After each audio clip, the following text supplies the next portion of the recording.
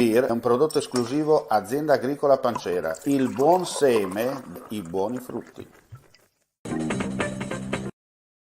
Cordiale saluto gentili amici e amiche alla visione all'ascolto, benvenuti a questo spazio informativo su friulitv.net. Una scossa di terremoto pari a 2,2 gradi della scala Richter è stata avvertita alle 4:28 nella Valcellina.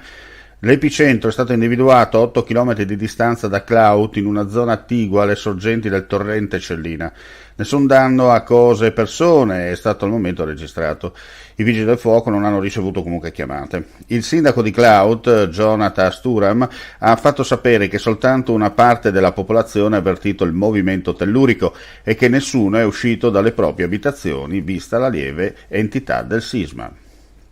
Arriveranno in giornata anche in Friuli Venezia Giulia le 60 dosi di vaccino contro il vaiolo delle scimmie.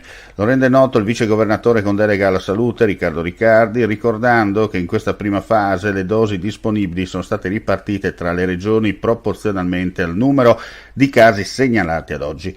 Le regioni, ricorda in una nota, con il più alto numero di casi riscontranti sono la Lombardia, Lazio, Emilia-Romagna e Veneto. La campagna vaccinale si concentra per ora, continua la nota, solo su categorie ad alto rischio individuate dalla circolare ministeriale. Ma, sottolinea Riccardi, il virus potrebbe colpire anche soggetti non a rischio. I soggetti ad alto rischio, gli operatori sanitari che lavorano in laboratorio e manipolano il virus, vengono identificati dalle aziende sanitarie.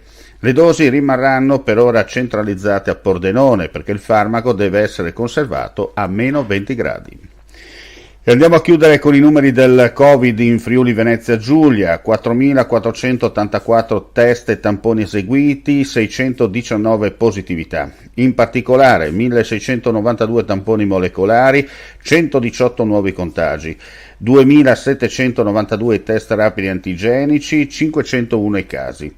Le persone ricoverate in terapia intensiva sono 4, i pazienti ospedalizzati in altri reparti 218.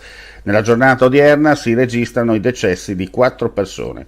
E con questa notizia chiudiamo qui questa edizione live. Grazie per la visione all'ascolto. Non resta che augurare a tutti voi un buon proseguimento di giornata. Ulteriori novità sul nostro sito friulitv.net. Beer è un prodotto esclusivo Azienda Agricola Pancera, il buon seme, i buoni frutti.